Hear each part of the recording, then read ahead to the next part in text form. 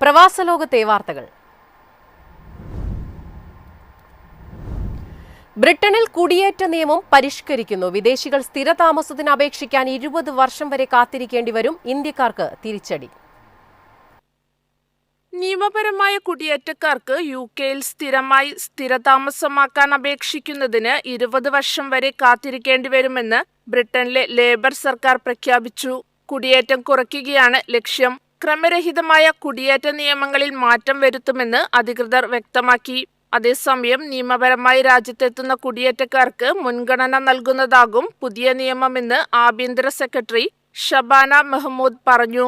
രാജ്യത്തിന് സാമ്പത്തികമായി സംഭാവന ചെയ്യുന്നവരെ നിയമം സംരക്ഷിക്കും. 2021 മുതൽ ബ്രിട്ടനിലെത്തിയ ഏകദേശം 20 ലക്ഷം കുടിയേറ്റക്കാർക്ക് ഇത് ബാധകമാണ്. ഇന്ത്യക്കാരടക്കമുള്ളവർക്ക് ഇത് വൻ തിരിച്ചടിയാകും. എന്നാൽ നാഷണൽ ഹെൽത്ത് സർവീസിൽ ജോലി ചെയ്യുന്ന ഡോക്ടർമാർക്കും നഴ്സുമാർക്കും 5 വർഷത്തിന് ശേഷം സ്ഥിരതാമസമാക്കാനാകും. ഉയർന്ന വരുമാനക്കാർക്കും സംരംഭകർക്കും 3 വർഷത്തിനകം സ്ഥിരതാമസമാക്കാം. നിയമവിരുദ്ധ കുടിയേറ്റക്കാർക്കും വിസ കാലാവധി കഴിഞ്ഞ് രാജ്യത്ത് തങ്ങുന്നവർക്കും ഇനി 30 വർഷം വരെ കാത്തിരിക്കേണ്ടി വരും.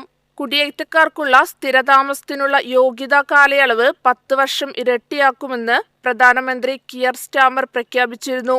പുതിയ പരിഷ്കാരം ഏപ്രിൽ മുതൽ നടപ്പിലാക്കാനാണ് ആലോചന. News desk MyFin TV. ഇന്ത്യയും അഫ്ഗാനിസ്ഥാനും എയർ കാർഗോ സർവീസുകൾ പുനരാരംഭിക്കും. ഇരു രാജ്യങ്ങളും തമ്മിലുള്ള വ്യാപാരം വർദ്ധിക്കാൻ ഇത് സഹായകമാകും. ഇന്ത്യയും അഫ്ഗാനിസ്ഥാനും തമ്മിലുള്ള വ്യോമ കാർഗോ സർവീസുകൾ ഉടൻ ആരംഭിക്കുമെന്ന് ഇന്ത്യൻ വിദേശകാര്യ മന്ത്രാലയ ഉദ്യോഗസ്ഥൻ പറഞ്ഞു. അയൽ രാജ്യമായ പാകിസ്ഥാനുമായുള്ള ബന്ധം വഷളായ സാഹചര്യത്തിൽ ഇന്ത്യയുമായുള്ള ബന്ധം പുനഃസ്ഥാപിക്കാൻ ശ്രമിക്കുന്നതിനിടെയാണിത്.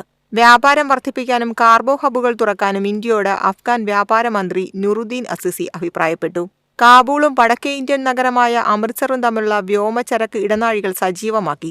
ഈ മേഖലകളിൽ ചരക്ക് വിമാനങ്ങൾ വളരെ വേഗം സർവീസ് ആരംഭിക്കുമെന്ന് പറഞ്ഞു. ഞങ്ങളുടെ ഭാഗത്തുനിന്ന് എല്ലാ നടപടിക്രമങ്ങളും പൂർത്തിയായി. അഫ്ഗാനിസ്ഥാന്റെ ഭാഗത്തുനിന്ന് എല്ലാ പേപ്പറുകളും ലഭിക്കുന്നതിനായി കാത്തിരിക്കുകയാണെന്ന് ഇന്ത്യൻ വിദേശകാര്യ മന്ത്രാലയത്തിലെ ജോയിന്റ് സെക്രട്ടറി ആനന്ദ് പ്രകാശ് പറഞ്ഞു. അവ പൂർത്തിയായി കഴിഞ്ഞാൽ ചരക്ക് വിമാനങ്ങൾ ആരംഭിക്കും. ഇന്ത്യ അഫ്ഗാനിസ്ഥാൻ ബിസിനസ് കോൺഫറൻസിനിടെയാണ് അദ്ദേഹം ഇക്കാര്യം വ്യക്തമാക്കിയത്.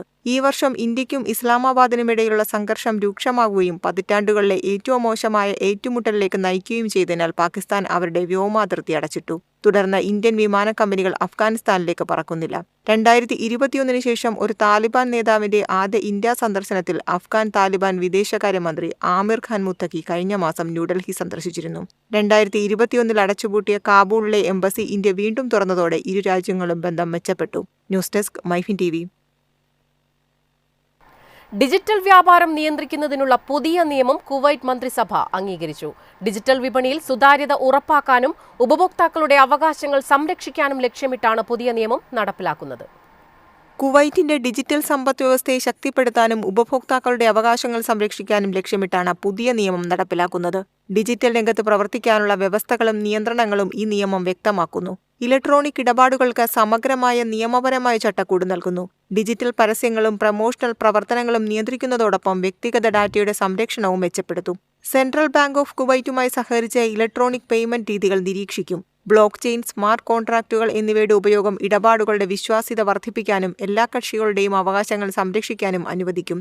സ്റ്റോർ വിവരങ്ങൾ, വിലകൾ, റിട്ടേൺ, എക്സ്ചേഞ്ച് നയങ്ങൾ, റദ്ദാക്കൽ കാലയളവുകൾ എന്നിവയെക്കുറിച്ചുള്ള വ്യക്തമായ വെളിപ്പെടുത്തൽ നിയമം നിർബന്ധമാക്കുന്നു.